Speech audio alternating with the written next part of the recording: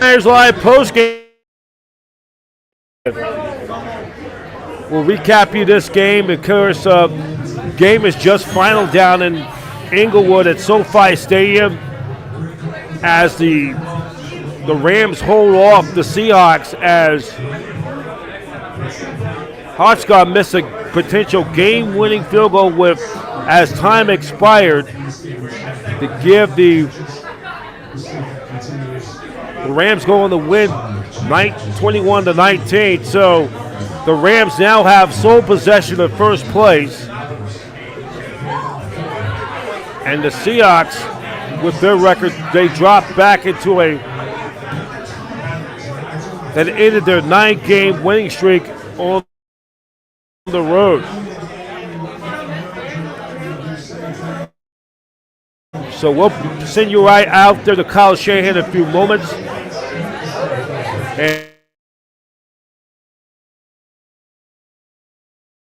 And 49ers Live. So we got a lot to share, a lot to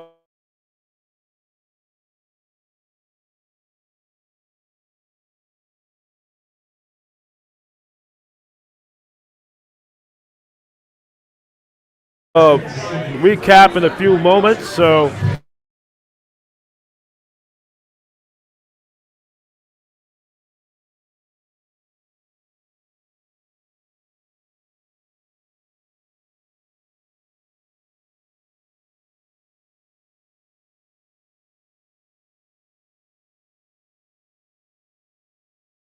as the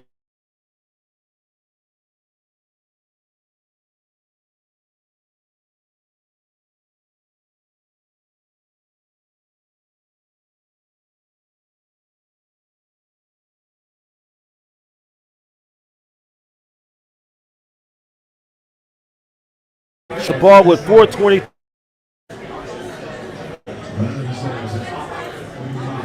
As we get you to Kyle Shanahan's post-game presser in a few moments.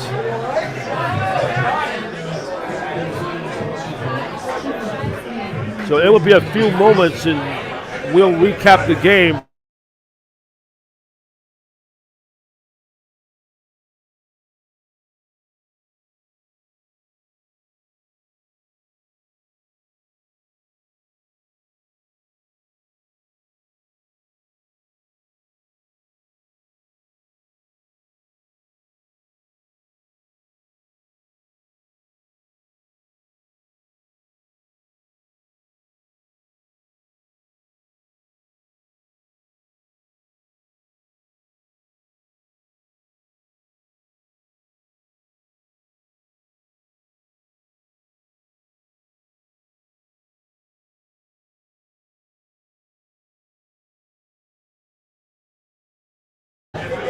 But just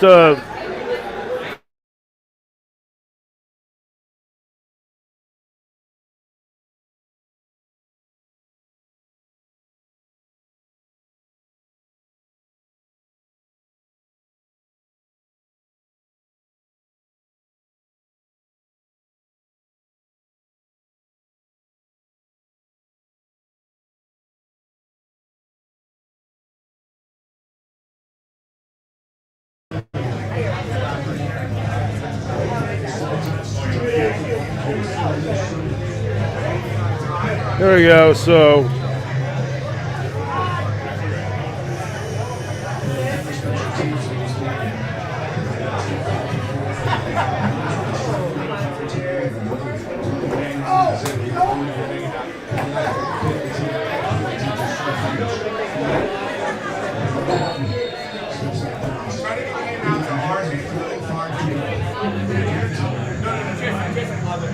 while we're waiting, we're going to share you that segment, Patrick Willis and the Bay Area Bites program.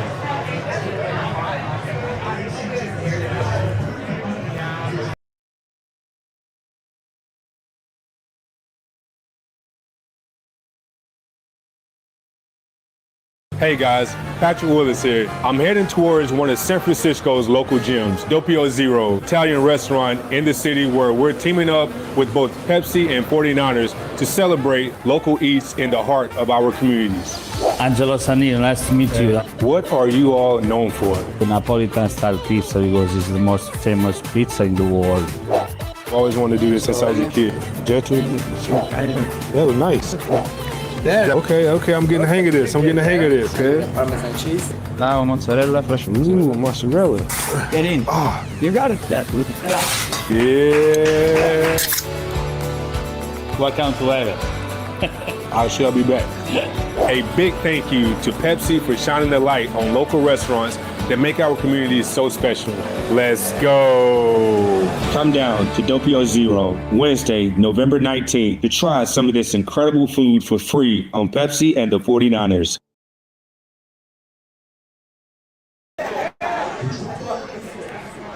All right, that was Patrick Willis. That'll be coming up on Wednesday.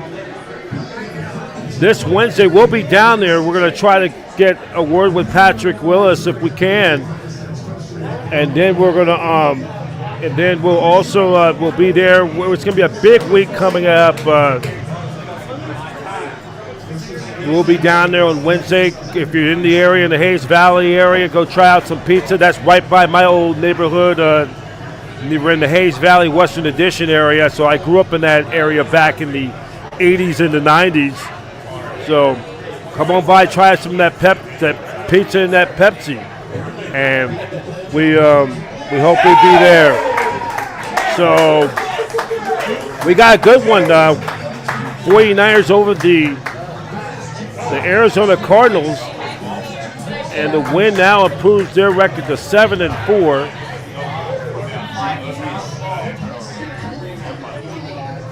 And that means now the Rams, with their victory, are now 8-2. The Niners are now just a half game behind the Seahawks for second place in the the NFC West.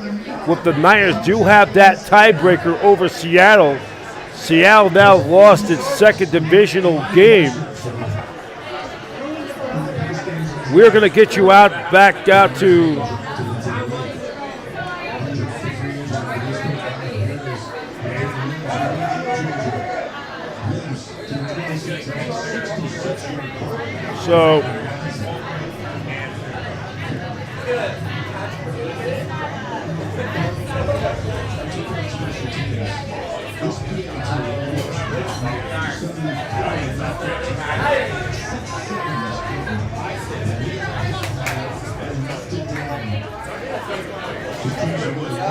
so we will we got a fan coming in there, and also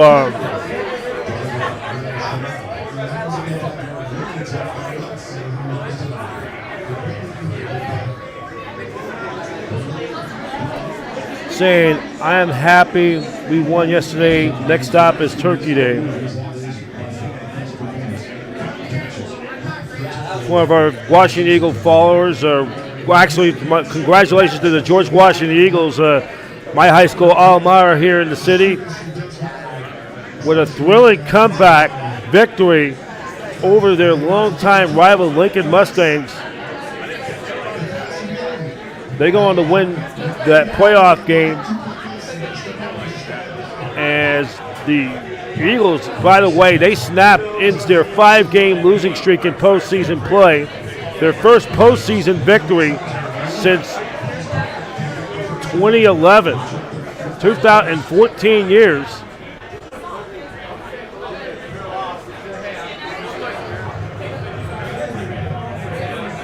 The Washington Eagles came into that game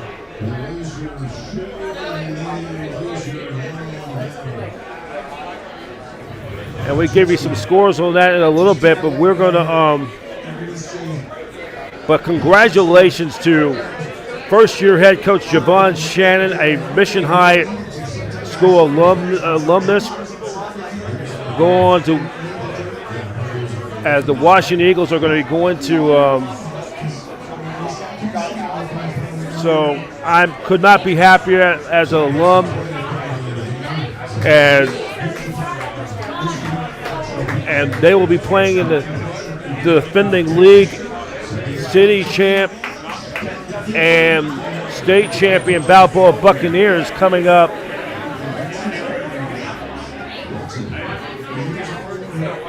in less than a week and a half, a little more than a week and a half before they'll play in a week and a half from now on the 27th of November. And Kyle Shanahan getting ready to go to his presser.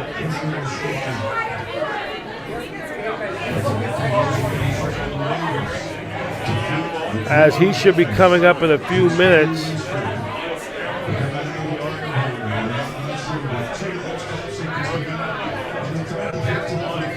As he's getting close towards the meeting with the media, we'll give you a full update of all the high school postseason as well.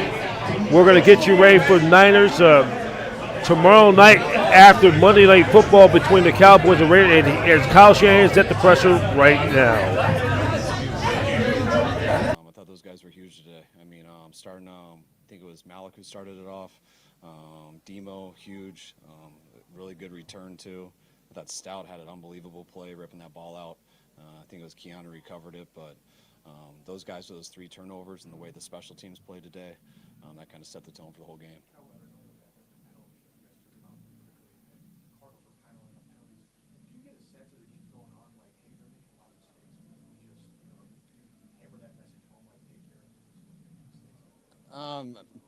No, because that's how we are anyways. Just because they're getting more doesn't really change what we're doing. I know they did something to Renardo that pissed them off, which they missed, but they always get the second guy. So we were pissed about that, but Renardo came back and had a good game after that. Yeah, that was huge. I mean, that's the way you want to start out when you lose a coin toss. Have a huge return like that.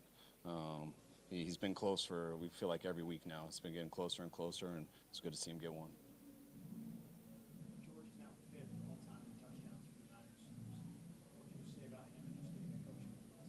I mean, he's been here since I've been here, so it's been an awesome 9 years with him. He's a Hall of Fame tight end, keeps padding those stats, and still playing at extremely high level. No, I didn't see any rust. I thought Rick had a good game. Now I'll see him more on the plane, but it seemed like Rick played pretty well.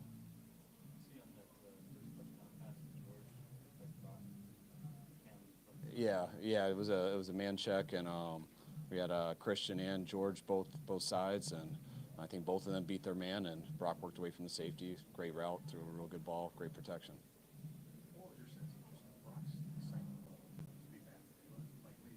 I think it made him feel more normal again. I mean, it's always tough for football players when you're out and you can't play, especially watching the guys just do it week in and week out. So I could feel he was more comfortable throughout the week, just getting back into a full routine of practice, more comfortable in the meetings when you know you're playing, and I thought he carried it over today. So it's a good first week. I mean, I thought Christian was awesome. That comeback that he made at the end on that 3rd and long was huge. We were expecting just a zone coverage where you're kind of doing it more on air, seeing if an underneath guy could get to it, and he ended up getting man-to-man on a corner and ran a really good comeback route and made a hell of a catch.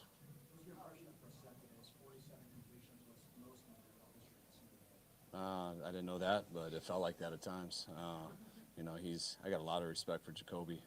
Every time we played him, which I feel like it's like 3 times in the last couple of years, and we were expecting him versus Washington a few years ago. He didn't end up playing, but he always looks like that on tape. He looked like that all week studying him, and looked like that in person. He made a few of those big throws down the field where we were hitting him as he let it go, and he hung in there.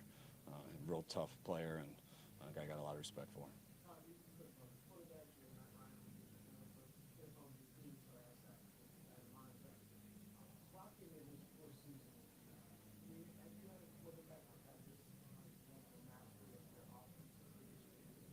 I mean, not comparing him to, I don't want to compare him to everybody else, but I mean, Brock's done it. You know, you just got to look at his numbers and stuff throughout him playing and everything, and not many people have done it better than him. So, I mean, he's been as efficient as anyone. He's made as big plays as anyone, and he's led us to a lot of wins. That's it.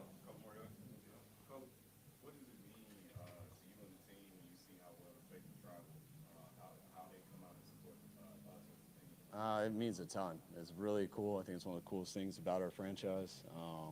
Just the fact that all week where we can watch on film other people using silent cadence, and we can sit and talk that we probably won't have to on first and second down because we know our fans will show up.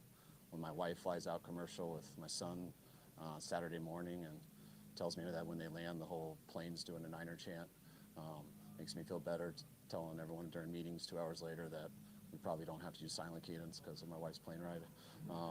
So it's awesome. They do it everywhere, and it's I haven't had that any organization I've ever been at. All right, thanks, guys.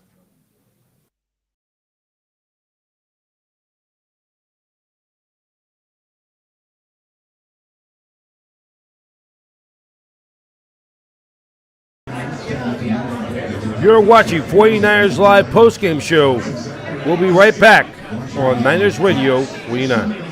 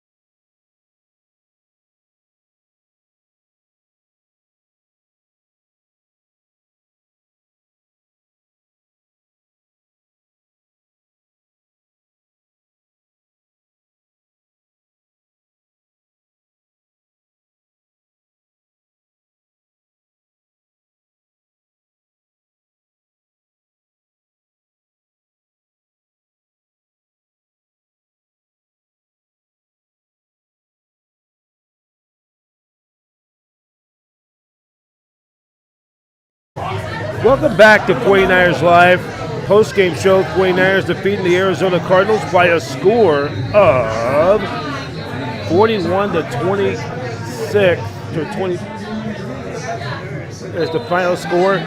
Also, the Niners didn't quite get the help they wanted as the Rams hold off the Seahawks as they missed a game-winning field goal as time expired. So the Rams now have sole possession of first place in the very highly competitive NFC West.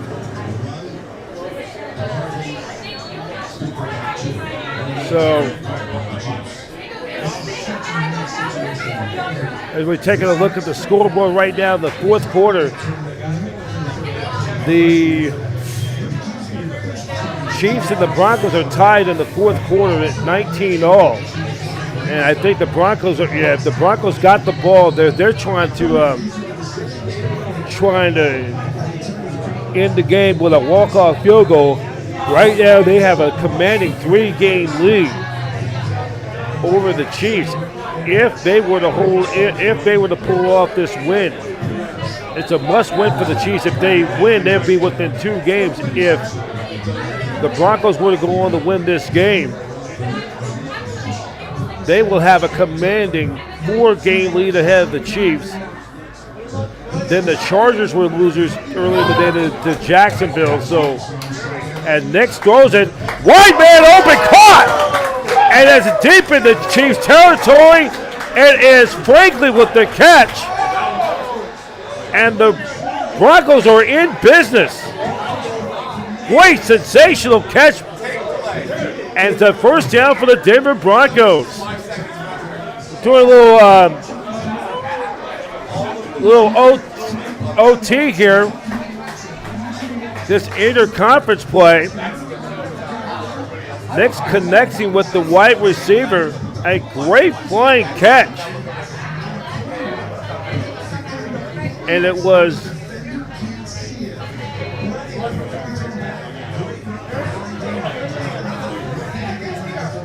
so now the Chiefs have taken their final timeout, and the Broncos can just run out the clock. They could, or just run it down to where it comes down to one final play. We'll get you right back to, we have some bonus coverage right now. It's 19 all in the fourth quarter. We look at the AFC West standings.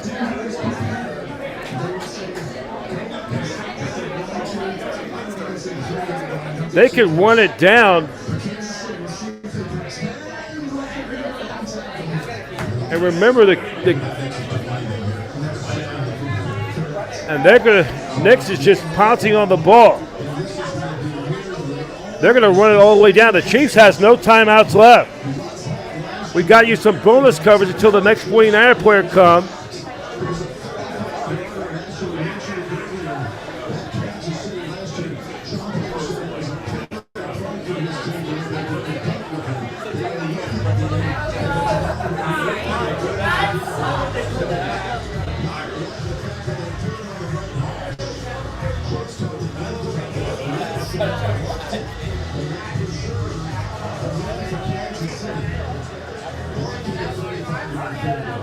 So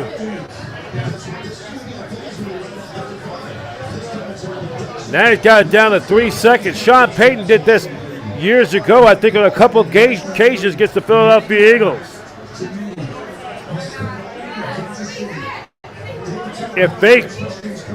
If he makes this field goal right here, he could put a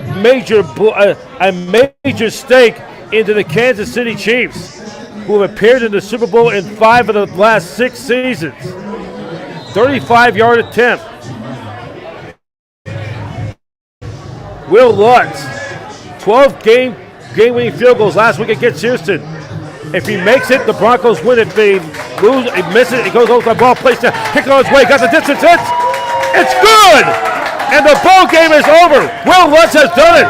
A game-winning walk-off field goal, and the Broncos beat the Kansas City Chiefs by a score of 22-19. With the win, the Broncos now go to 9-2, and the Kansas City Chiefs, who now drops at 500 at 5-5. And that means now the Broncos, with that victory,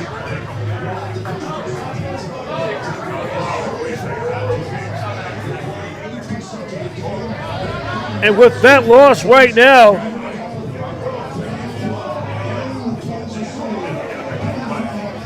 the Chiefs with that loss now drops to 5-5. Let's go to the podium right now to Brock Purdy.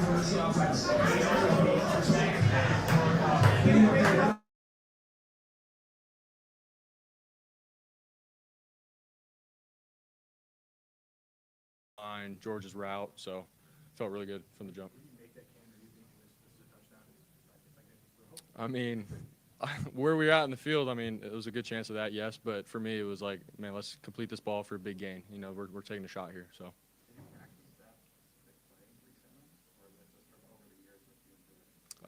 I mean, that route specifically has been from over the years, so we're sort of used to that. But that play in general was a new play. So. When you see Sky Moore making that return, what does that do for you guys as a team and the next? Yeah, it's huge. I mean, I think this whole season, the way Sky hits it, like we were all just waiting for him to have a big one, and so you know, nothing was different with this one. He obviously hit it, and then when he got caught in the one, we were like, dang it, like we wanted it for him. But that set the tone for the whole game, really. You know, going out, scoring right away with 15 seconds on the clock, and then our next drive scoring. So shout out to Sky, man, that's huge.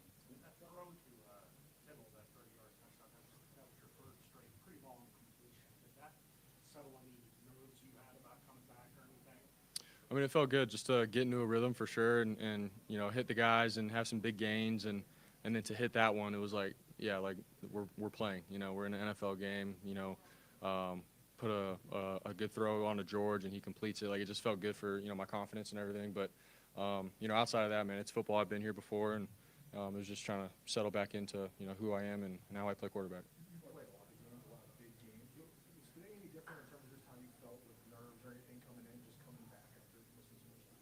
Yeah, I mean, I would just say a lot of excitement. I'm always excited every Sunday, but to come back, I missed 6 weeks, and then my comeback game is here in Arizona where I grew up, so I just thought it was pretty special. But outside of that, all that mattered was playing together as a team, getting a team dub, and I'm just so excited that we all were able to play together.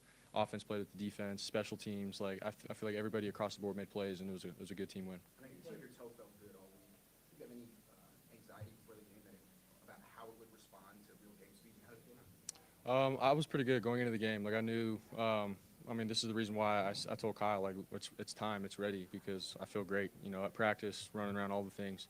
And so coming into it, I didn't want to think about it at all, and I didn't. I just went out and played quarterback how I've always played, and so that's how I went about it. It feels great now, and on to the next one. So.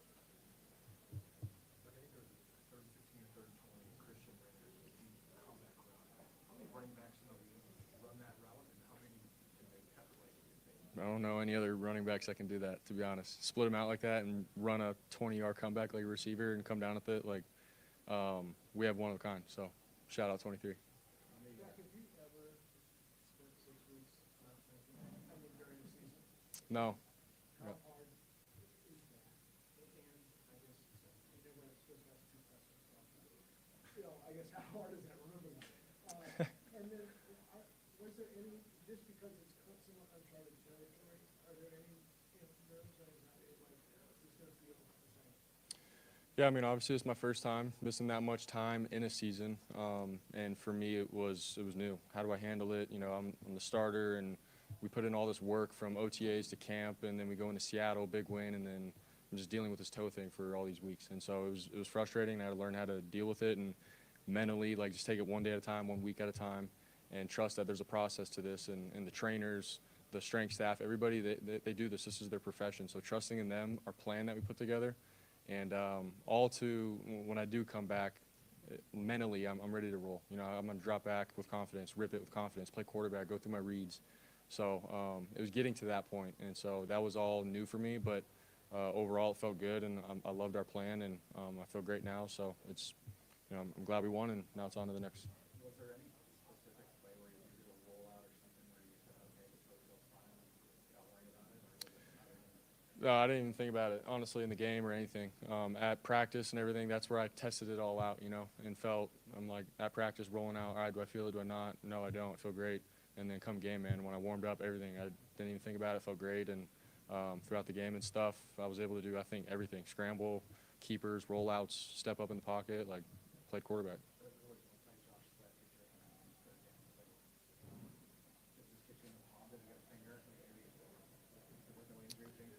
Yeah, no, that was all good. It's just he made a good play on it, and it's third down, had to get the ball out, but yeah, he made a good play on it. Correct, this team's kind of volley back and what team wins and losses. Here's the 3-0 start.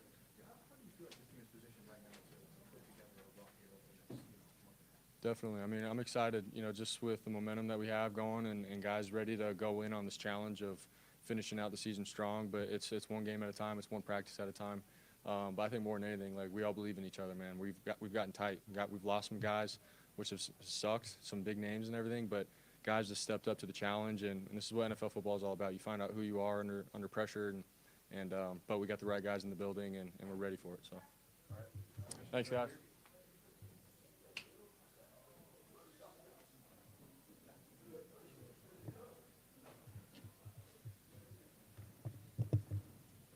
Christian had a 20-yard run. It's awesome. We can keep them rolling. You also had a 20-yard catch, that comeback route. How often do you run that route, and what was it like to convert that? That was great. Ran it twice this week in practice, and the look we had it in practice wasn't man versus their corner, but Brock made a throw that gave me a chance and allowed me to go up and make a play. Brock said that you were one of a kind. How much pride do you take to see the things that maybe other running backs can't do, and especially I love football. I feel blessed every time I'm able to go out there.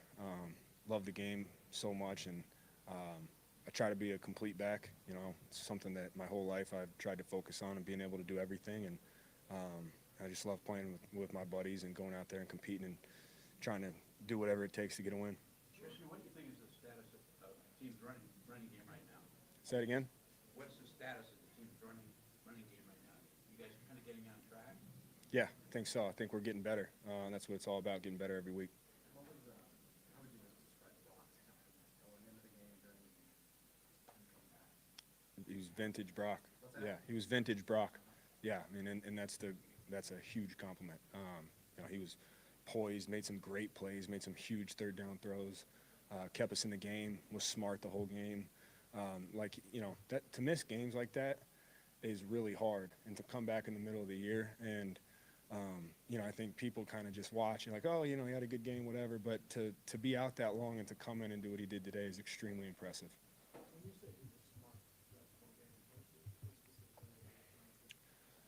Throwing the ball on time, not making bad decisions, I guess, and you know, just being a great quarterback. Did you ever play wide receiver when you were a kid? And have you ever daydreamed about potentially playing wide receiver when you're older? When I'm older. Maybe a night dream. I don't know about a daydream. I didn't control it. No, I never played. All my brothers played. My older brother played.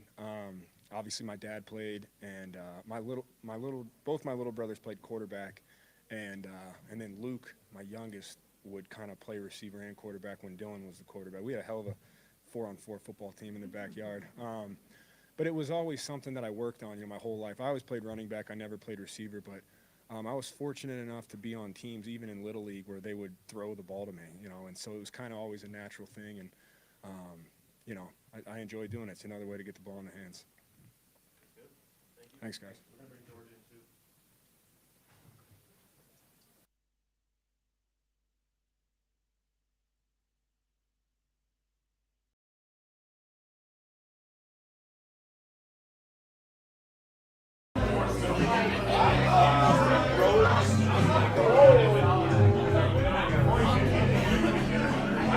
You're watching 49ers Live postgame show on Niners Radio 49. We'll be right back.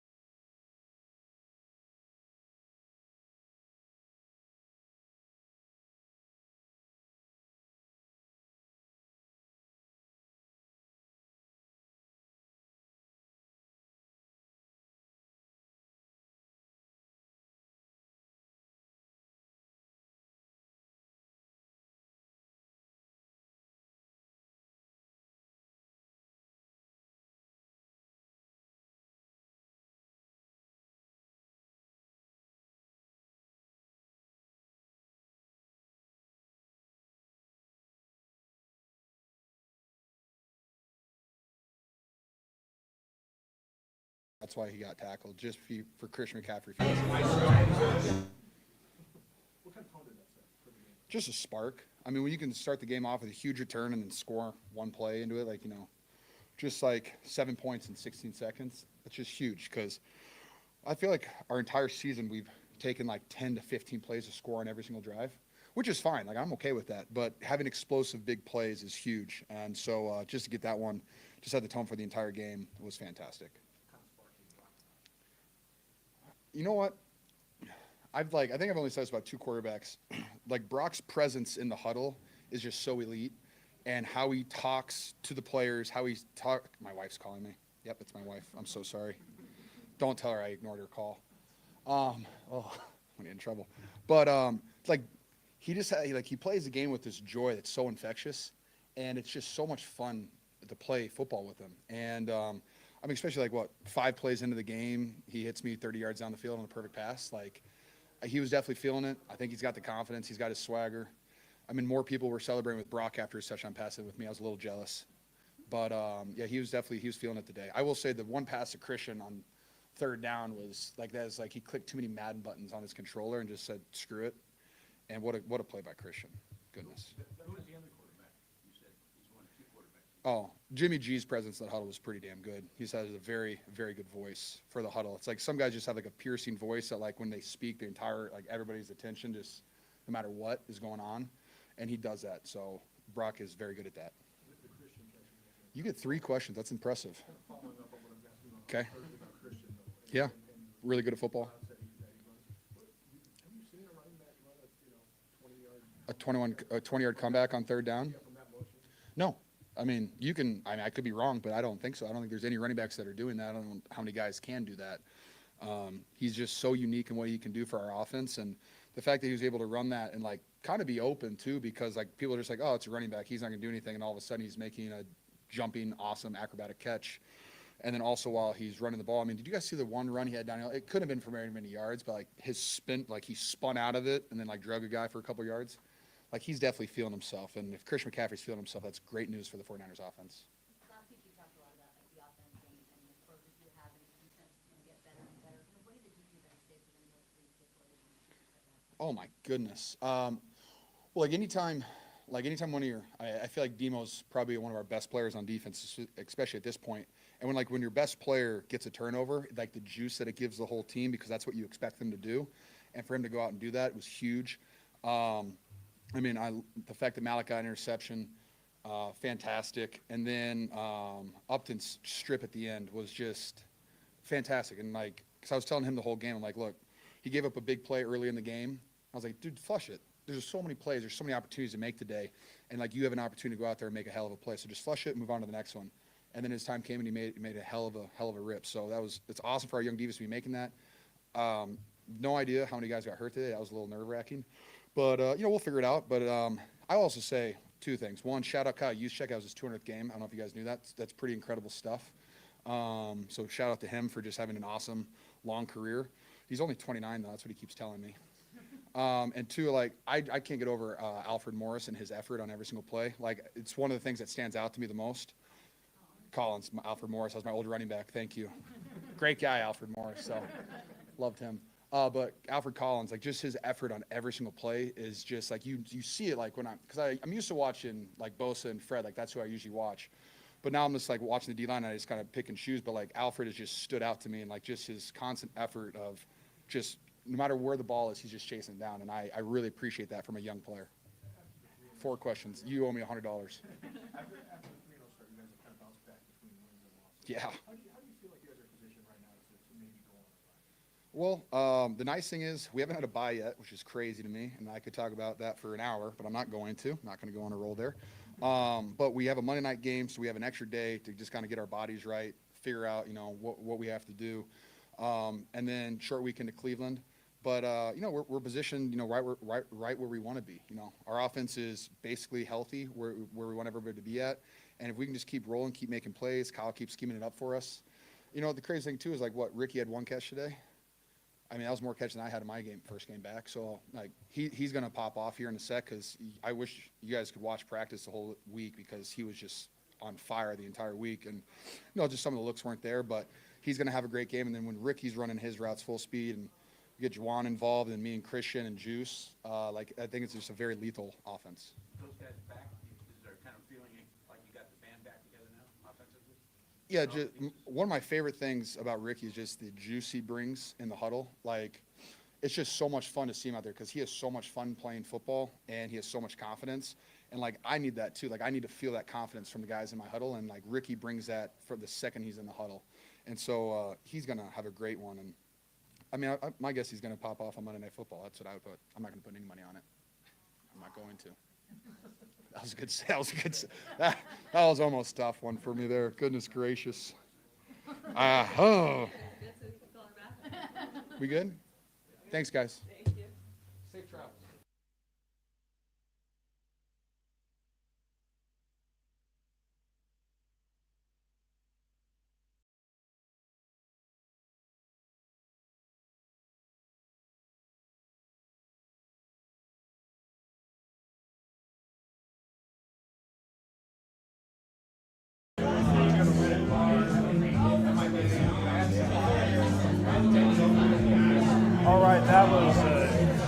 Kittle wrapping it up. Oh. So that was, that was George Kittle wrapping it up. Got the wrong headphones on. So as the Niners over the Arizona Cardinals by a score of 41-22. Let's hit the reset button, how it all started. So the Niners end up, Cardinals won the toss and they deferred for the second half, so the Niners got the ball first. They drove all the way down on Sky Moore's 98-yard kickoff return. Took it to the Niners' 2-yard line. And Ed McCaffrey's 1-yard touchdown run made it 7-0 in favor of the game. Then Purdy connected with George Kittle on a 30-yard touchdown pass. 5 plays, 70 yards. The extra point was blocked. It was 13-0 Niners. Then it was Knight's 6-yard run, and it was 13-7. Then the second quarter, Christian McCaffrey, a 9-yard, caught a pass from Purdy, 10-7. And then they missed an extra point. It was missed. Then it was Rayland with a 26-yard run. The extra point was good. It was 19-10. Niners still had the lead. Then Eddie Pinheiro continued his hot streak with a field goal. The second, 23 for 23, it was 25-10 Niners going into the intermission. Then Pinheiro hits another field goal, 28-10. Then Purdy connected with Kittle for a touchdown and made it 35-10. In the fourth quarter, T. McBride got a pass from Jacoby Brissett, 35-16. The extra or the 2-point conversion was failed. McCaffrey had a touchdown run, 7 plays, 45 yards, 3 minutes and 44 seconds, 41-16. Then the Cardinals got a garbage touchdown, made 41-22 the final. Total first downs, or total yards, I should say. The Niners ran 52 plays, 281 yards. The Cardinals had 488 total net yards of offense. Cardinals were penalized 17 times. The Niners were penalized only 1. The Niners took the ball away from the Birds 3 times. The Niners had no turnovers. The Niners converted 3 times, and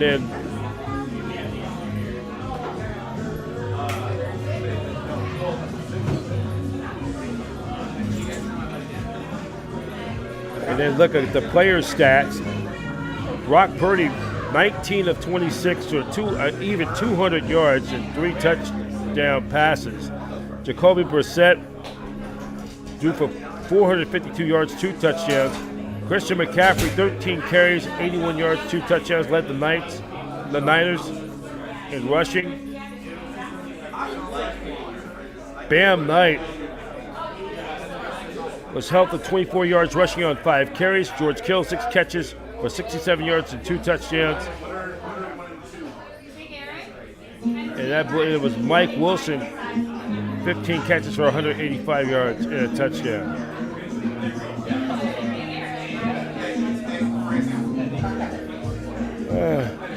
And then Juan James caught 4 balls for 54 yards. Christian McCaffrey, 5 for 40 passes for 40 yards.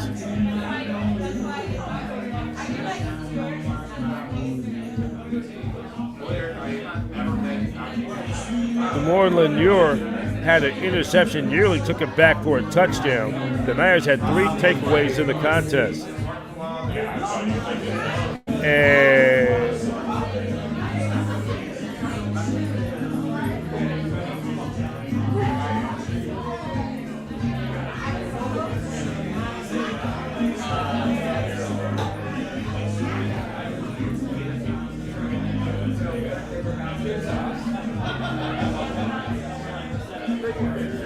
take a look at the scores of Week 11. We'll start with the late games.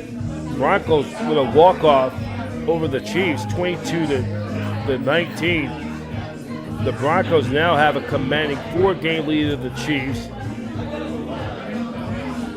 The Browns, or the Ravens over the Browns, 23-16 in Cleveland. Rams hold off the Seahawks, 21-19, and Steve Hoshka misses a game-winning field goal at time expired. Texans over the Titans, 16-13. Steelers over the Bengals, 34-12. Packers hold off the Giants, 27-20. That's the team the Niners are trying to catch for that final wild card spot in the NFC. Bears over the Vikings, 19-17. Jaguars all over the Chargers, 35-6.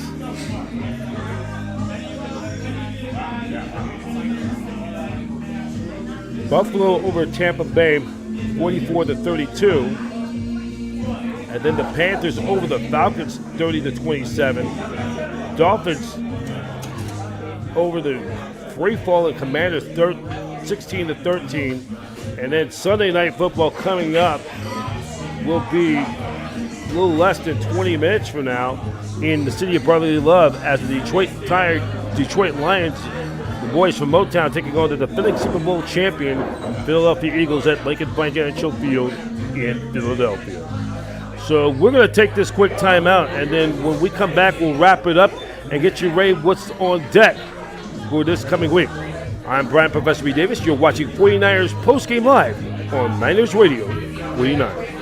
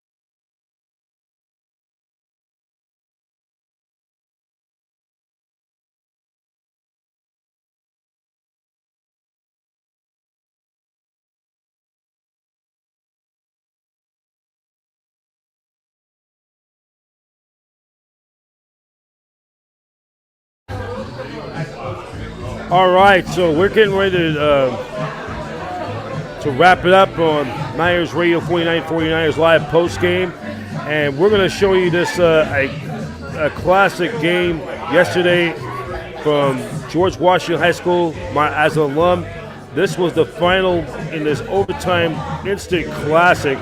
They'll be talking about this game.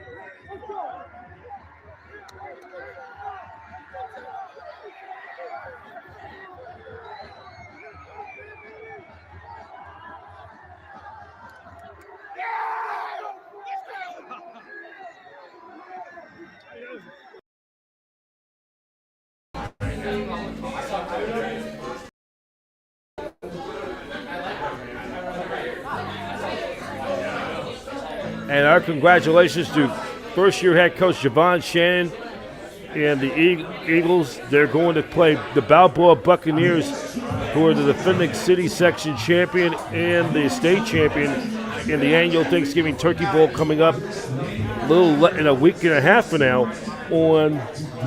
That will be on Thursday, November 27th at Kezar Stadium. Kickoff time 11 a.m.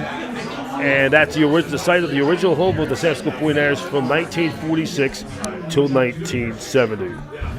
Well, that's going to be a wrap for late afternoon. As we now in the early evening hours, 49ers with an impressive win over the Arizona Cardinals. They now go to 7-4. They are alive and well in the NFC West. The teams that they're trying to catch to get that final wild card spot, the Packers defeat the New York Giants. Carolina Panthers, who come into the Mecca 1 week from tomorrow night, take on your 49ers. They were winners. So this race, it's going to be a wild race. Seattle or fall to the Rams. Rams now own sole possession of first place. The Eagles in the defending Super Bowl champion Philadelphia Eagles taking on the Detroit Lions in a few moments' time. Tomorrow we'll have our 49ers live, the aftermath tomorrow night, right after Monday Night Football between the Raiders and the Cowboys. We will have our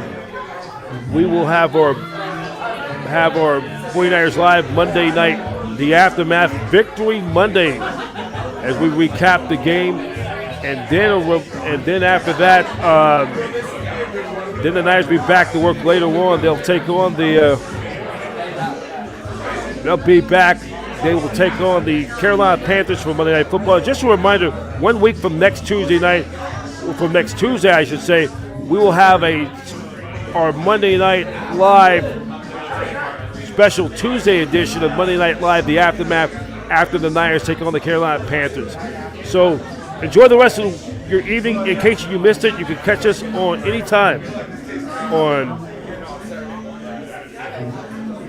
You can catch us live on youtube.com/Niners Radio 49. And please always don't forget to click the subscribe button. We're trying to get 1,000 subscribers. So I'd like to thank you all for watching. I'm Professor B, and thank you for joining us in solo. Thank you for watching 49ers Live postgame show. Once again, the Niners were winners over the Cardinals, 41-22. Enjoy your very pleasant good night, everybody. Take care.